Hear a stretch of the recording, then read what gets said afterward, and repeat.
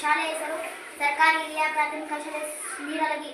ನಾವು ಶೈಕ್ಷಣಿಕ ಪ್ರವಾಸವನ್ನು ಹಮ್ಮಿಕೊಂಡಿದ್ದೇವೆ. ನನಗೆ ಬಂದಂಥ ವಿಷಯ ಮೈಸೂರು ಮೃಗಾಲಯ. ಮೈಸೂರು ಮೃಗಾಲಯ ಅಧಿಕೃತವಾಗಿ ಶ್ರೀ ಚಾಮರಾಜೇಂದ್ರ ಮೃಗಾಲಯ ಮೈಸೂರು ಅರಮನೆ ಸಮೀಪವಿದೆ.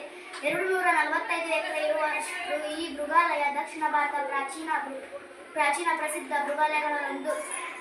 ವಿವಿಧ ಸೀಮೆ, ವಿವಿಧ ಪಂಗಡ ಪ್ರಾಣಿ ಪಕ್ಷಿಗಳು ಸರಿಸುತ್ತಾ ಇಲ್ಲಿ ವಾಸವಾಗಿರುತ್ತವೆ. ಮೈಸೂರು ಆಕರ್ಷಣಾ ಸ್ಥಳಗಳಲ್ಲಿ ಈ ಸ್ಥಳವೊಂದು ಭಾಗವಾಗಿ ಕಂಡುಬರುತ್ತದೆ. ವಿಶ್ವದ ಪ್ರಾಚೀನ ಪ್ರಸಿದ್ಧ ಮೃಗಾಲಯಗಳ ಪಟ್ಟಿಯಲ್ಲೂ ಇದು ಸಹ ಸೇರುತ್ತದೆ. ಕೇವಲ ಶುಲ್ಕದ ಆಧಾರದ ಮೇಲೆ ನಡೆಯುತ್ತಿರುವ ಈ ಮೃಗಾಲಯ ಸಂಸ್ಥೆ 2000ರಿಂದ ಸ್ವೀಕಾರವನ್ನು ಪ್ರಾರಂಭಿಸಿ ಅಭಿವೃದ್ಧಿ ಹಂತವನ್ನು ಹೊಂದಿದೆ. ಬಗ್ಗೆ ಮೃಗಾಲಯ ಇದು ಸ್ಥಳ ಮೈಸೂರು ಭಾರತ. ವಿಸ್ತೀರ್ಣ 157 ಎಕರೆ ಪ್ಲಸ್ 113 ಎಕರೆ. ಕ್ರಿಯೇಟರ್ 1892. ಇಲ್ಲಿ ಬರುವಂಥ ಪ್ರಾಣಿಗಳು ಸಿಂಹ, ಹುಲಿ, ಚಿರತೆ, ಜಿರಾಫೆ, ಜಿಂಕೆ ಇನ್ನೂ ಮುಂತಾದವುಗಳಲ್ಲಿ ಕಂಡುಬರುತ್ತವೆ. ಪಕ್ಷಿಗಳೆಂದರೆ ನವಿಲು, ಎಮೆಂಬರ್ ಪಕ್ಷಿ ಮತ್ತು ಗಿಳಿ ಇಲ್ಲಿ ಇನ್ನೂ ಮುಂತಾದವುಗಳು ಕಂಡುಬರುತ್ತವೆ. ಸರ್ಪಗಳೆಂದರೆ ಕಾಳಿಂಗ ಸರ್ಪ, ಆನೆಕೊಂಡ, ಹೆಬ್ಬಾವು ಇನ್ನೂ ಮುಂತಾದವುಗಳು ಕಂಡುಬರುತ್ತವೆ. ಧನ್ಯವಾದಗಳು.